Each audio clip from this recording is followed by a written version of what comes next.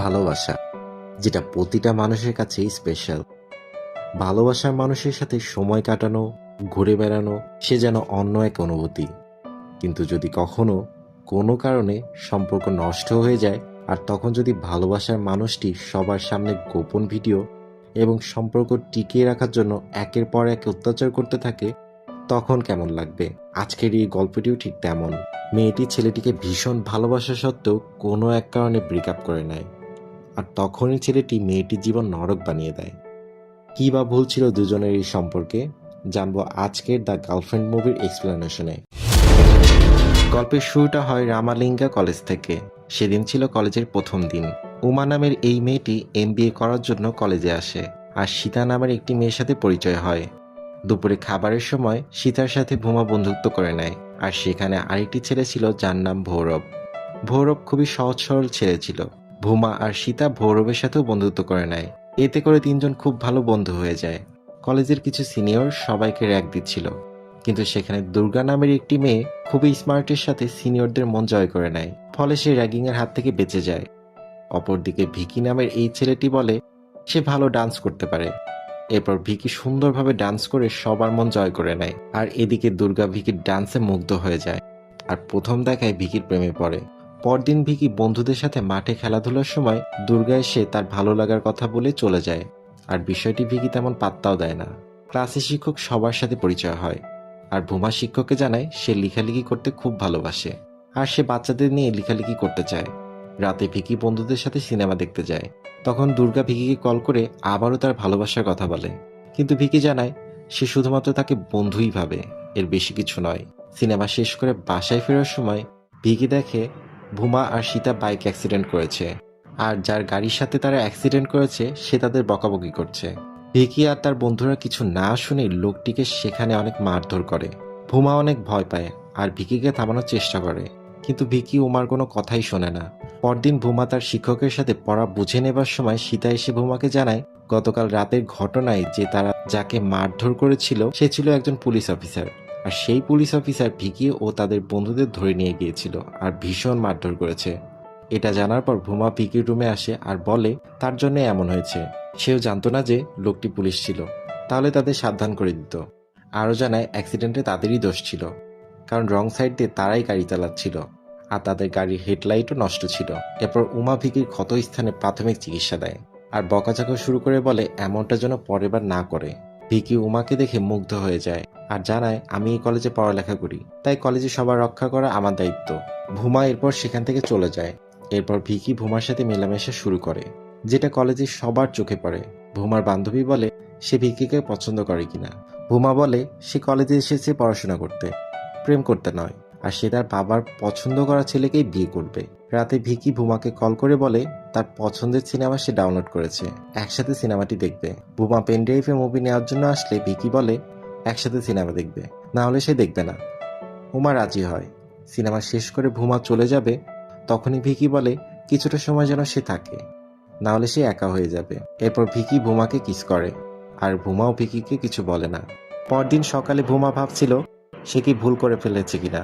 কলেজে আসলে ভূমা জানতে পারে কলেজের সবাই গতকাল রাতে ভিকির সাথে কিস করার কথা জেনে গিয়েছে, কারণ ভিকি সবাইকে বলে দিয়েছিল। দেখা যায় সীতা অনেক খুশি হয়েছিল আর বলছিল তোদের দুজনকে অনেক ভালো বানিয়েছে। এতে ভূমাও অনেক খুশি হয়।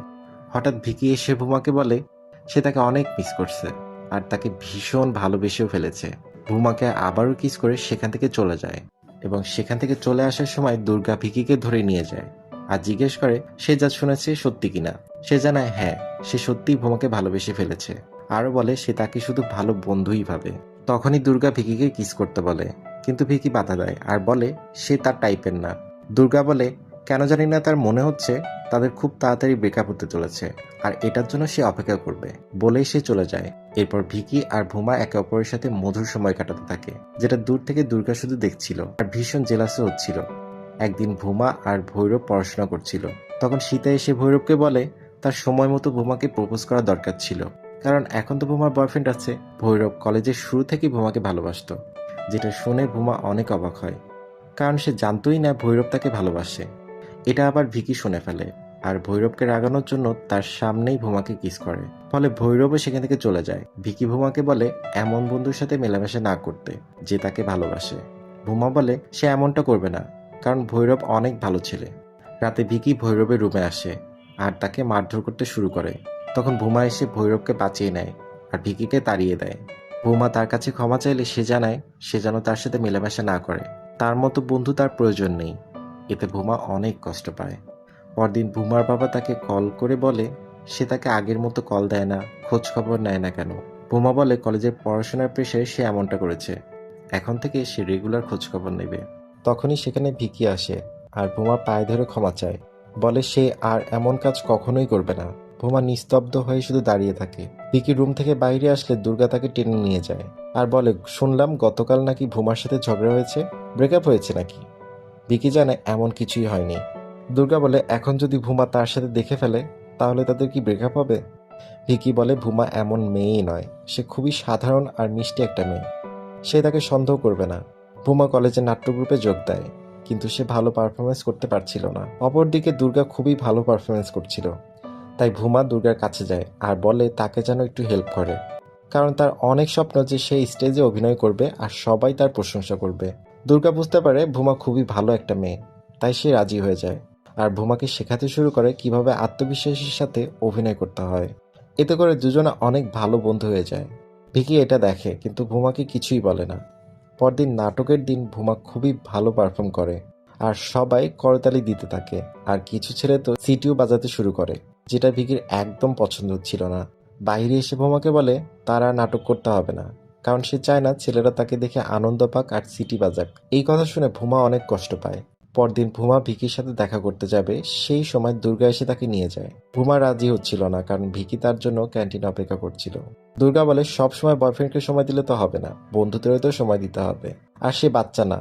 এরপর ভূমা সবার সাথে ভীষণ আনন্দে মেতে ওঠে আর খেলাধুলাও করে। তখন দুর্গা ভূমাকে জিজ্ঞেস করে সে কি সত্যিই হ্যাপি ভিকির সাথে। ভূমা এতে অবাক হয় আর বলে ভিকি একটা বাচ্চা, সে নিজের খেয়াল রাখতে পারে না, তাকে সবসময় তার রুম গুছিয়ে দিতে হয়, এমনকি তাকে খাওয়াই দিতে হয়।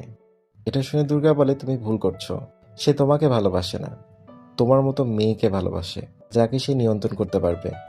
ভূমা চিন্তায় পড়ে যায়। দুর্গা আরও জানায় সে কলেজের প্রথম দিন থেকেই ভিকিকে ভালোবেসেছে, কিন্তু ভিকি তাকে পাত্তাও দেয়নি, কারণ সে তাকে নিয়ন্ত্রণ করতে পারবে না। আরও বলে আগে যদি ভূমাকে চিনতো তাহলে ভিকিকে তার কাছে আসতে দিত না, কারণ সে চায় না তার বন্ধুর ক্ষতি হোক। এরপর ভূমা ভিকির সাথে দেখা করতে আসে।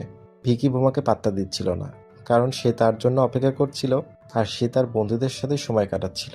আরও বলে এখন সেও তার বন্ধুদের সময় দিবে। ভূমা কান্না করা শুরু করলে ভিকির রাগ ভেঙে যায়। পরদিন ভিকি ভূমাকে নিয়ে কোথাও যাচ্ছিল। ভূমা জিজ্ঞেস করে কোথায় যাচ্ছি। ভিকি জানায় তার মায়ের সাথে পরিচয় করিয়ে দেবে। ভূমা অনেক ভয় পায়, বলে বাবা জানলে তাকে মেরেই ফেলবে। ভিকি বলে তার বাবা কিছুই জানতে পারবে না। ভিকি ভূমাকে বাড়ি নিয়ে আসে, দেখা যায় তার মা খুব শান্ত ছিল, কথাবার্তা বলতেন না তেমন। ভূমা জিজ্ঞেস করে তার মা কথা বলতে পারে না।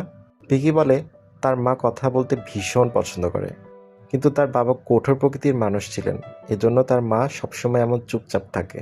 তখন ভূমা আবারও চিন্তায় ডুবে যায় যে সেও না জানি তার মায়ের মতো এমন হয়ে যায় ভিকিকে বিয়ে করার পর। কিন্তু ভিকি বলে সে তাকে কখনোই কষ্ট দেবে না। ভিকির বাসা থেকে ফিরে এসে ভূমা মানসিকভাবে ভেঙে পড়ে আর সে অসুস্থ হয়ে যায়। ফলে ভিকি ভূমার টেক কেয়ার করতে শুরু করে। আর হঠাৎ করে ভূমার বাবা একদিন কলেজে আসে আর এসে ভূমার রুমে ভিকিকে দেখে ভিকিকে মারধর করতে শুরু করে। পরে বাবা শিক্ষককে জানায় কি চলছে কলেজে। শিক্ষক বলে সবাই এখানে প্রাপ্তবয়স্ক, এটা যার যার পার্সোনাল ব্যাপার, এই ব্যাপারে সে কথা বলতে চায় না। তখন বাবা বলে আমার মেয়েকে এই কলেজে পড়াবো না, এখনই যেন টিসি দিয়ে দেয়।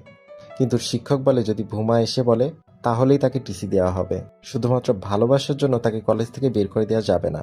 এটা শুনে বাবা অনেক ক্ষেপে যায় আর শিক্ষকের রুমের সবকিছু ভাঙতে শুরু করে, এমনকি ল্যাপটপটিও ভেঙে দেয়। এরপর তার বাবা তাকে বাড়ি নিয়ে যেতে চায়, কিন্তু ভিকি ভূমাকে নিয়ে যেতে দেয় না। সে বলে তারা দুজন দুজনকে ভালোবাসে, বিয়েও করতে চায়। তখন ভূমার বাবা বলে যদি সে এখন তার সাথে বাড়ি না যায় আর সে কখনোই বাড়িতে যেতে পারবে না। এটা শুনেও ভূমা বাবার সাথে যায় না, কারণ সে পড়াশোনা শেষ করতে চায়, ভালো চাকরি করতে চায়। ভিকি ভূমাকে শান্ত করে রুমে রেখে চলে যায়। এরপর শিক্ষক ভূমাকে বলে বাবা কিংবা ভালোবাসা মানুষের কথায় না, তোমার সিদ্ধান্ত তোমাকেই নিতে হবে, তাকে যেন কেউ নিয়ন্ত্রণ করতে না পারে। ভূমা ভেবে দেখে ছোটবেলায় তার বাবা তাকে নিয়ন্ত্রণ করত, এবং এভাবে বড় করেছে। আর এখন তার বয়ফ্রেন্ডও তাকে নিয়ন্ত্রণ করছে। পরদিন ভিকি ফিরে আসে আর বলে আজকে থেকে তুমি মুক্ত হয়ে যাবে, কারণ সে তাদের বিয়ের প্রস্তুতি নিয়ে এসেছে। তারা আজকেই বিয়ে করবে আর তাকে তার মায়ের কাছে রেখে আসবে। ভুমা অবাক হয় আর বলে সে বিয়ে করবে না, কারণ সে পড়াশোনা কমপ্লিট করতে চায়। এটা শুনেই ভিকি খেপে যায়, বলে এত পড়াশোনা করে কি হবে, তাকে তার মায়ের দেখাশোনাই তো করতে হবে, কারণ তার মায়ের বয়স হয়েছে। আরও বলে তার 3টা সন্তানও লাগবে আর সে তার মায়ের মতো সংসারের দেখাশোনা করবে, যেটা সে পড়াশোনা কিংবা চাকরি করে করতে পারবে না। এতে ভুমা চিন্তায় পড়ে যায়, কারণ সে নিজ হাতে তার স্বপ্নকে মেরে ফেলতে চলেছে। তখন ভিকিকে বলে সে তার সম্পর্ক রাখতে চায় না। আরও বলে সে ভেবেছিল ভিকিকে ভালোবাসে, কিন্তু না, সে বাসে না, কারণ সে পড়াশোনা করতে চায়, সে তার সাথে আর থাকতে চায় না। ভিকি এটা শুনে ভীষণ ক্ষেপে যায় এবং কলেজের সবার সামনে চিৎকার করতে শুরু করে আর বলে কিস করার সময় তার মনে ছিল না, ঘুরে বেড়ানো, সময় কাটানোর সময় কি মনে ছিল না। ভুমা ভিকিকে চলে যেতে বলে। পরদিন ক্লাসে যাবার সময় ভিকি ভুমাকে ভয় দেখানো শুরু করে। ভয় পেয়ে ভুমা একটি জায়গায় গিয়ে আটকে পড়ে। তখন ভিকি ভুমাকে গলা চেপে বলে সে তার সাথে টাইম পাস কেন করেছে। ভুমা বলে সে তার সাথে নিজেকে আবদ্ধ মনে করে, তাই সে তার সাথে নিজেকে জড়াতে চায় না। ভিকি জানায় যেহেতু সে তাকে ভালোই বাসে না আর কখনো কাউকে ভালোবাসতে দেবে না। সবাইকে সে বলে দিবে তাদের মধ্যে কতবার শারীরিক সম্পর্ক হয়েছে। এগুলো বলে ভিকি আর তার বন্ধুরা চলে যায়। ক্লাস শেষ করে যখন ভুমা রুমে আসে তখন দেখে দরজায় তার ছবি দিয়ে আজে বাজে কথা লেখা ছিল আর তার নাম্বারও ছিল। ভুমা সবাইকে সরিয়ে রুমে যায় আর কান্নায় ভেঙে পড়ে। আর সে হঠাৎ দেখে বাহির থেকে কেউ পানি ঢেলে দিচ্ছে। ভয় দরজা খুলে দেখে দুর্গা সেই লেখাগুলো মুছে ফেলার চেষ্টা করছে। ভুমা দুর্গাকে দেখে কান্নায় ভেঙে পড়ে। দুর্গা সান্ত্বনা দেয় আর বলে সবকিছু ঠিক হয়ে যাবে। দুর্গা বলে আরও পানি লাগবে, এজন্য সে পানি আনতে গেলে ভুমা রুমে এসে তার বাবাকে কল করে আর জানায় সে ভুল করেছে, সে যেন তাকে নিয়ে যায়। বাবা খুবই ক্ষেপেছিল আর তাই বলে তোর মতো মেয়েকে সেদিনই মেরে ফেলা উচিত ছিল যেদিন তুই জন্ম নিয়েছিলিস। তুই আজকে থেকে আমার মেয়ে না। এই কথা শুনে ভুমা চিৎকার করে ওঠে আর মোবাইল ছুঁড়ে ভেঙে ফেলে। পরে দুর্গার সাথে দরজার লেখা মুছে ফেলে। সেদিন আবার কলেজে ফেয়ারওয়েলের অনুষ্ঠান চলছিল, তাই সে রাগে মঞ্চে গিয়ে সবাইকে বলে ভিকির সাথে তার সম্পর্ক ছিল আর তার সাথে বহুবার শারীরিক সম্পর্কও করেছে সে। এরপর ভিকিকে বলে সে সবাইকে সব বলে দিয়েছে, এখন সে আর কাকে কি বলবে। আরও বলে এমন একটা ছেলেকে বিয়ে করবে সে, যে তার ভালো খারাপ সবটাই জানবে, আর যদি এমন কাউকে না পায় সে চিরকাল একাই থেকে যাবে, কিন্তু সে তার পড়াশোনা চালিয়ে যাবে, নিজের পায়ে দাঁড়াবে। এই বলেই ভিকিকে সে মারতে যায়, কিন্তু মারে না। এদিকে দুর্গাও অনেক খুশি হয়, কারণ ভুমাকে আর কেউ নিয়ন্ত্রণ করতে পারছে না। এদিকে 2 বছর কেটে যায়। দেখা যায় ভুমা বড় কোম্পানিতে চাকরি পেয়েছে আর তার প্রমোশনও হয়েছে, আর সে নিজে একটি গাড়িও কিনেছে, আর সে বাচ্চাদের জন্য লেখালেখিও চালিয়ে যাচ্ছে। এভাবেই গল্পটি শেষ হয়। তো কেমন লাগলো আজকের এই গল্পটি? ভালো লাগলে অবশ্যই সাবস্ক্রাইব করবেন।